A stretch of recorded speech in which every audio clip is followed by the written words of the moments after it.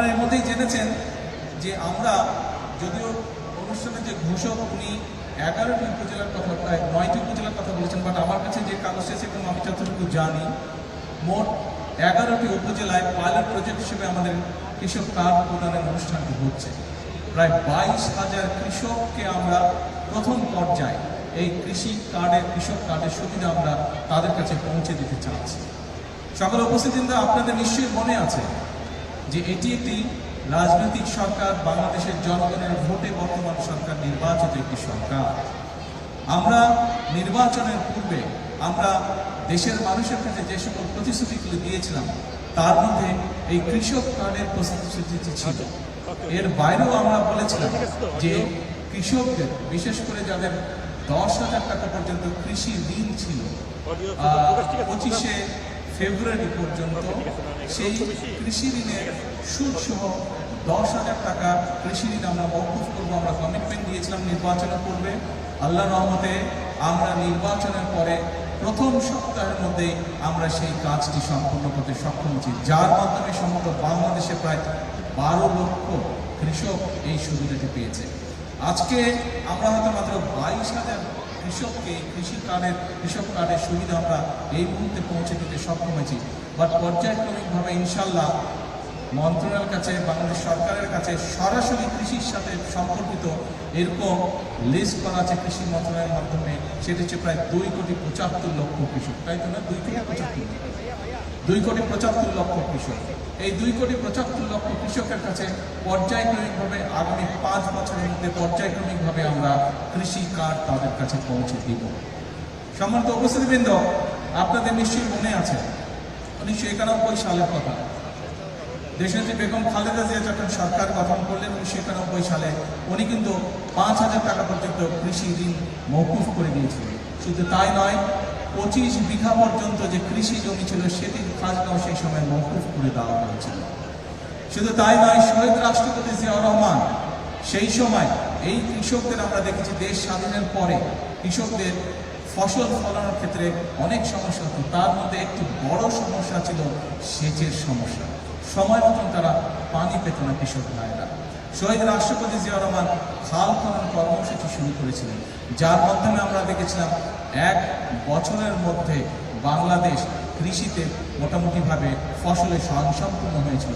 এবং যেই বাংলাদেশে আমরা দেখেছিলাম 1974 সালে দেশের মানুষ না খেয়ে মারা গেছিল, দুর্ভিক্ষে প্রায় 7 থেকে 8 লক্ষ মানুষ মারা গিয়েছিল, সেই বাংলাদেশেই আমরা দেখেছি শহীদ রাষ্ট্রপতি জিয়াউর রহমান শুধুমাত্র খাল খনন করার ফলে, কৃষক সেচ সুবিধা পাওয়ার ফলে আমরা দেখেছিলাম কৃষির উৎপাদন দ্বিগুণ হয়েছিল এবং এই বাংলাদেশ থেকে অল্প পরিমাণে হলেও বিদেশে খাদ্য রপ্তানি করতে সক্ষম হয়েছিল এই বাংলাদেশ।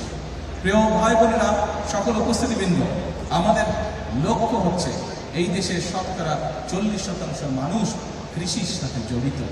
আমি, আপনি, আজকে আমরা যেখানে অতিথি হিসাবে আমরা যারা এখানে উপস্থিত আছি, মাঠে যত মানুষ উপস্থিত আছেন, এই মঞ্চে যত মানুষ উপস্থিত আছেন, আমি হয়তো সরাসরিভাবে কৃষির সাথে সম্পর্কিত নই, কিন্তু আমাদের পরিবারের কেউ না কেউ আছে যেই মানুষটি কৃষির সাথে সম্পর্কিত, সরাসরিভাবে এখনো সম্পর্কিত, আমাদের আত্মীয় স্বজন, পরিবার পরিজনের। অর্থাৎ বাংলাদেশে আমরা যত মানুষ আছি, প্রত্যেকটি পরিবার, 4 কোটি পরিবার আছে, প্রত্যেকটি পরিবারের কেউ না কেউ কৃষির সাথে সম্পর্কিত। অর্থাৎ এই দেশের প্রধান পেশাই হচ্ছে কৃষি।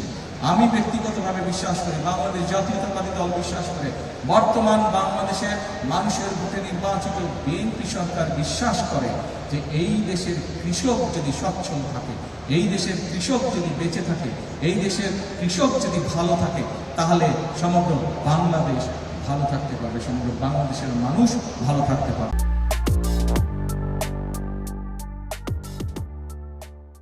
প্রিয় ভাই বোনেরা, প্রিয় কৃষক ভাইরা, কৃষক বোনরা, আমরা জানি কৃষক ভাই বোনদের আরেকটি বিশাল সমস্যা রয়েছে।